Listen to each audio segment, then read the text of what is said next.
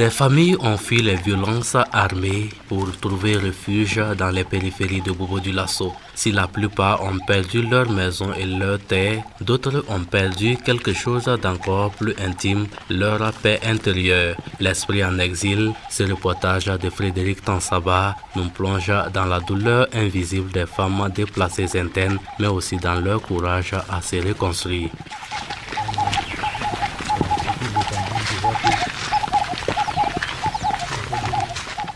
À cette assignée, la soixantaine ne supporte plus les bruits des engins. À la vue de l'équipe de reportage à Santidougou, elle s'est mise à courir, abandonna Sadaba.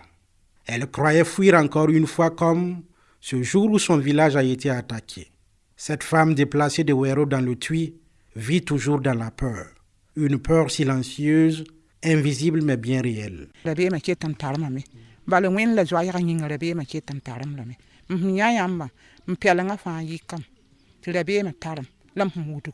J'ai toujours peur.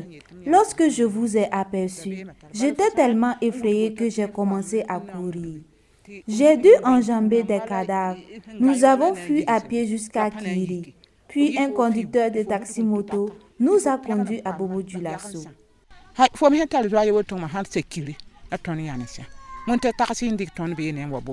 Comme Maseta, des milliers de femmes déplacées internes portent en elles ces blessures que l'œil ne voit pas. Ces blessures intérieures pèsent sur leur quotidien. Mamouna Takwanda.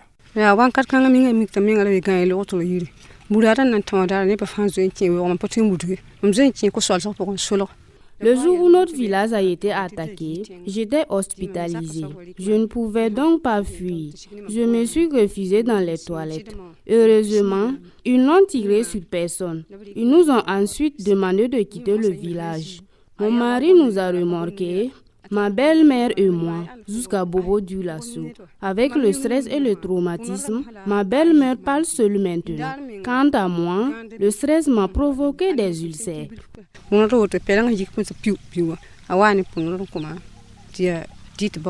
Les enfants aussi en subissent les conséquences. Beaucoup d'entre eux vivent la peur et grandissent dans le silence et l'oubli. Biba Tadera. J'ai un fils. Lorsqu'il a été scolarisé ici, il y a eu un jour un bruit à l'école. Pris de peur, il a fui pour rentrer à la maison. Depuis ce jour, il refuse d'aller à l'école si je ne l'accompagne pas. Il a tellement peur.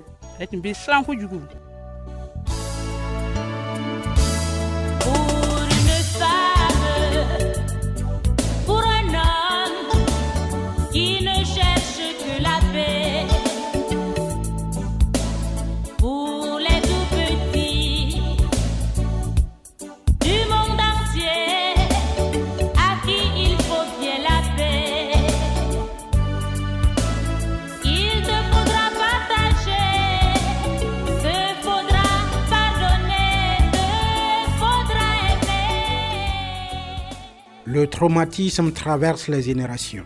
Les troubles mentaux chez les déplacés ne concernent pas seulement les adultes, ils affectent aussi les enfants et les adolescents.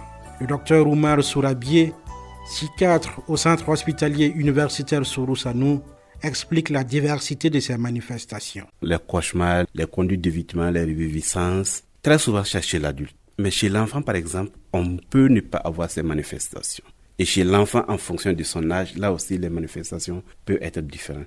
Chez l'enfant qui a moins de 3 ans, certains enfants, lorsqu'ils sont exposés à des événements exceptionnels, un enfant qui ne faisait pas pipi au lit, qui ne faisait pas les selles sur lui, va recommencer à faire les selles sur lui, à faire pipi sur lui.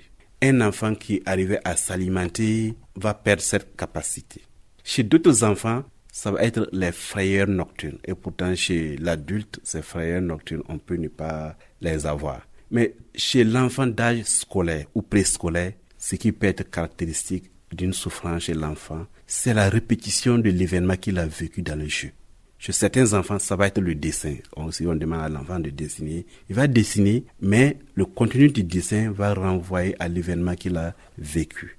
Ça, on ne voit pas ça chez l'adulte. Par exemple, chez l'adolescent, les manifestations décrites que ce soit au niveau de la dépression ou au niveau de l'état de stress post-traumatique, l'adolescent peut ne pas avoir les manifestations classiques décrites. Mais chez l'adolescent, ça peut être des troubles du comportement. On a l'impression que l'enfant devient rebelle, il ne respecte plus l'autorité parentale, il ne respecte plus l'autorité, que ce soit à l'école ou même les règles. Mais d'autres manifestations qui peuvent être caractéristiques chez l'adolescent, c'est commencer à consommer des substances. Peu de déplacés consultent un psychologue ou un psychiatre. Le silence souvent devient un mécanisme de survie, une manière de contenir la douleur quand les mots manquent. Mamouna Takwanda. Je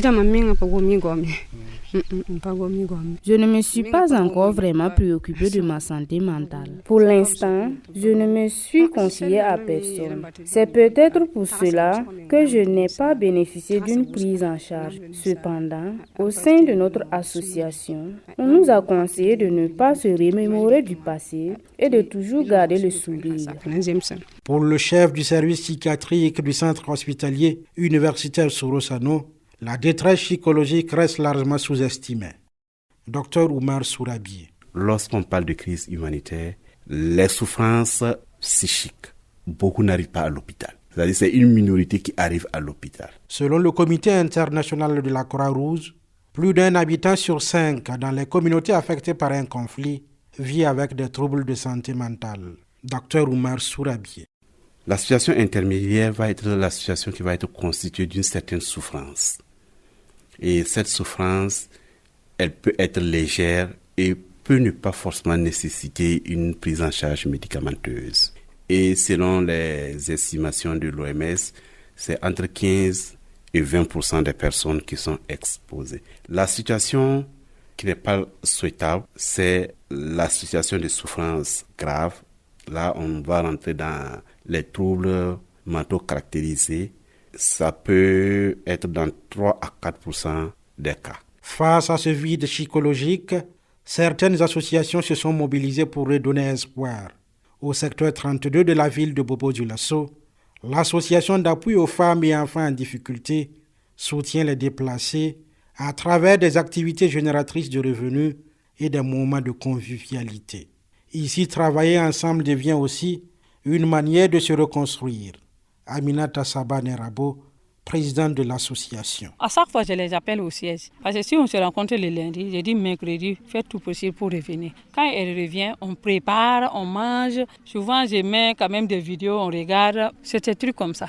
Les faire comprendre qu'en tout cas, le problème, c'est pas eux. Voilà, souvent, on danse, on devient comme des enfants. Je me mets devant, je commence à sauter un peu. Mais s'il n'y a pas de nourriture, je vois que si ça va, on cherche quelque chose, on donne à la personne. C'est comme ça. D'autres structures comme l'association Sœurs pour Sœurs Tonne la Tabac misent davantage sur l'accompagnement psychologique et la résilience.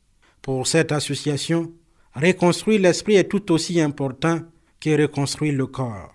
Fleur Rogine Boro, chargée de projet. Au sein de l'association, nous travaillons en collaboration avec des spécialistes, notamment des psychologues attachés en santé mentale, travailleurs sociaux.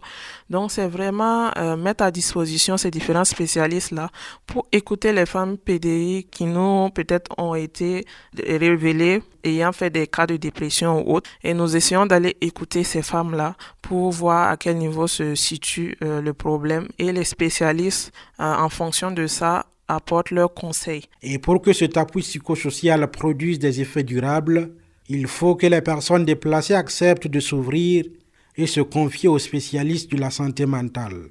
Fatou Fayama, chargée de communication et plaidoyer à l'association Sœurs pour Sœurs, Tonne la Tabac. Il faut d'abord même que nous prenions conscience. Si nous prenons au niveau de la population, il faut qu'on puisse lever le tabou autour de la question de la santé mentale. Parce que déjà, la difficulté qu'on rencontre souvent avec les personnes déplacées internes, c'est que nous pouvons aller vers ces personnes, mais elles estiment ne pas avoir peut-être de défis à partager. Pourtant, ce sont des personnes qui ont vécu des situations traumatisantes. Et si ces personnes arrivent à s'ouvrir et à pouvoir exprimer les difficultés dont elles font face, ça permettra vraiment à ces personnes de pouvoir oublier un temps soit peu et pouvoir se remettre psychologiquement. L'autre chose aussi, c'est aussi sensibiliser vraiment cette population à ne pas stigmatiser les personnes qui traversent des moments difficiles et à les accompagner pour qu'ils puissent bénéficier de soins appropriés. Et à ce niveau, il faut qu'on puisse vraiment enlever le tabou, voilà, pour que ces personnes puissent oser aller vers les services spécialisés, notamment aller à l'hôpital lorsqu'ils rencontrent des difficultés quelconques. Ces associations tissent des liens, recréent du collectif. Une véritable thérapie communautaire s'installe où la solidarité devient le premier médicament.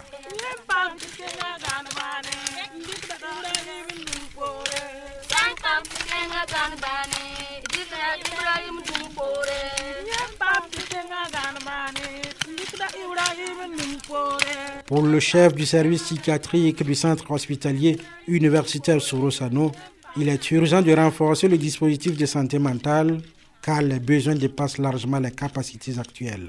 Dr Oumar Sourabi. Parce que si nous ne travaillons pas en synergie d'action, on risque de ne pas être efficace et efficient. Mais si on arrive à travailler ensemble, je pense que ça peut être bien. L'autre chose que je voulais dire, c'est envisager la reprise de la formation des infirmiers obstétricaux, notamment option santé mentale. Parce que si rien n'est fait, il n'est pas exclu que dans les 5 ans à venir, certaines structures ferment par manque de personnel. C'est aussi améliorer l'offre de soins en recrutant de nouveaux profils. C'est notamment les orthophonistes, c'est notamment les psychomotriciens, c'est notamment les spécialistes de l'addictologie que nous n'avons pas à Bobo. L'autre appel, c'est demander à ce qu'on puisse disponibiliser les médicaments nécessaires pour la prise en charge. Pour lui, la famille et la société jouent aussi un rôle déterminant dans la guérison. En santé mentale, la famille est un allié qui a un grand rôle à jouer dans l'accompagnement de leurs proches malades. En ce sens que c'est la famille qui initie la demande de soins. Et ce sont les familles qui supportent le coût des médicaments. Mais c'est les familles également qui s'assurent que le traitement est pris. Et l'attitude de la famille peut être un facteur qui peut permettre aux malades d'aller bien.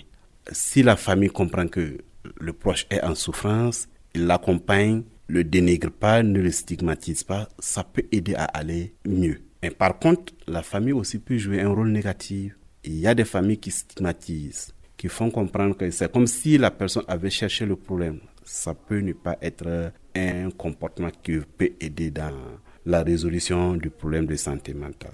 À Santidougou sous le soleil, les femmes déplacées continuent de chanter. Leur voix pleine d'espoir raconte la résilience d'un peuple meurtri mais debout. Guérir, c'est d'abord accepter de parler. Et pour ces femmes, retrouver la paix, c'est peut-être le premier pas vers la guérison.